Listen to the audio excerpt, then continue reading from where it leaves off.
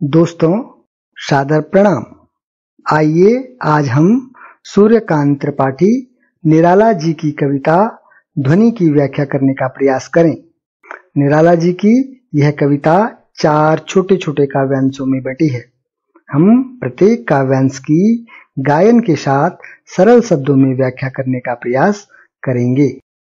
कवि ने इस कविता के द्वारा प्रकृति के प्रति मानवीय संवेदना को दर्शाया है। इस कविता में प्रकृति का मनोहारी चित्रण है। भाषा सरल और भावपूर्ण है।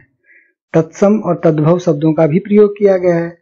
इस कविता में कवि का दृष्टिकोण सदैव आशावादी है, इसीलिए वह जीवन की सुंदरता को पूरी तरह से आशावादी होकर जीना चाहते हैं। चलिए कविता के प्रथम काव्यांश का भावार्थ जानने का प्रयास करें।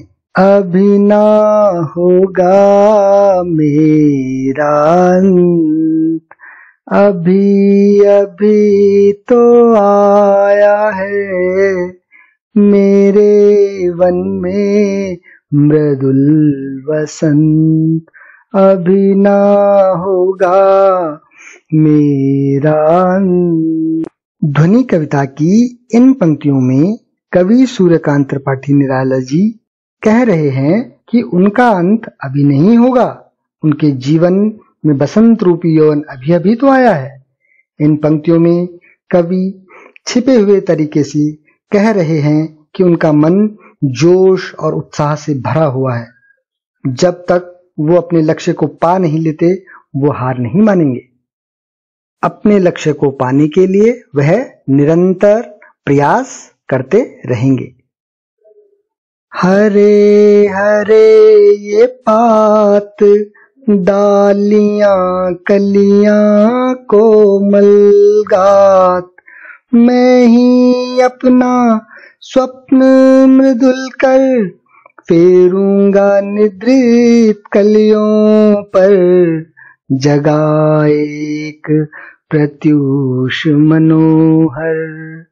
कविता के इस काव्यांश में कवि निराला जी ने प्रकृति का बहुत ही सुंदर चित्रण किया है। कवि कहते हैं कि चारों तरफ हरे भरे पेड़ हैं और पौधों पर खिली कलियां मानो अब तक सो रही हैं। मैं सूरज को यहाँ खींच लाऊंगा और इन सोई कलियों को जगाऊंगा। इन पंक्तियों में कवि ने हारे हुए और निराश लोगों को सोई हुई कलियों के समान कहा है। जिस प्रकार सूरज के आ जाने से सभी पेड़ पौधे और कलियों में जान आ जाती है, ठीक उसी प्रकार निराला जी ने अपने प्रेरणा रूपी सूरज से निराश लोगों के मन में उत्साह और उल्लास भरने का प्रयास किया है। तथा इस तरह ध्वनि कविता में कवि सूर्यकांत त्रिपाठी जी जीवन में हार मान चुके लोगों को नया जीवन देना चाहते हैं। पुष्प पुष्प से तंद्रालस लाल सा खींच लूंगा मैं, अपने नवजीवन का अमृत सहर्ष सींच दूंगा मैं। कविता के इस काव्यांश में कवि ने बसंत रूपी उम्मीद बनकर सोए अलसाए फूलों रूपी उदास लोगों से आलस्य और उदासी से बाहर निकलने की बात कही है। वे इन सभी लोगों को नया जीवन देना चाहते हैं जो निराशाओं से घिरे हुए हैं। इसीलिए उन्होंने कहा कि मैं हर पुष्प से आलस्य व उदासी खींचकर उसमें जीवन का नया अमृत भर दूंगा। कविता की इन पंक्तियों के द्वारा कवि निराश व हतोत्साहित हुए लोगों में नई आशा की उम्मीद का संचार करने का प्रयास करते हैं।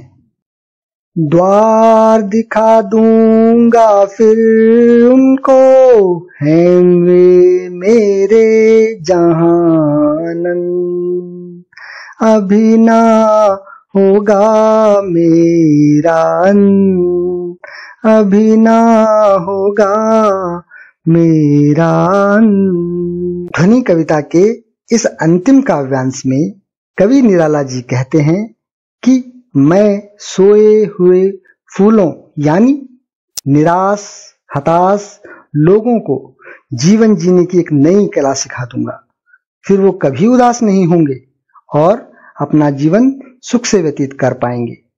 कवि का मानना है कि अगर युवा पीढ़ी परिश्रम करेगी तो उसे मनचाहा लक्ष्य अवश्य मिलेगा और इस आनंद का कभी अंत नहीं होगा, यह निरंतर बना रहेगा। इस प्रकार कवि कहते हैं कि जब तक वो थके हारे लोगों और निराश युवा पीढ़ी को सही राह नहीं दिखा देंगे, तब तक उनका अंत होना असंभव है। इस प्रकार हमने जाना कि कवि निराला जी किस प्रकार प्रकृति को प्रेरणा बनाकर थके हारे निराश लोगों में जीवन की नव स्फूर्ति का संचार करने, उनमें आशा भरने, उन्हें सकारात्मकता प्रदान करने के लिए किस प्रकार संदेश दे रहे हैं। आशा करता हूं हमने और आपने इस कविता का सारांश समझने का प्रयास किया होगा। धन्यवाद।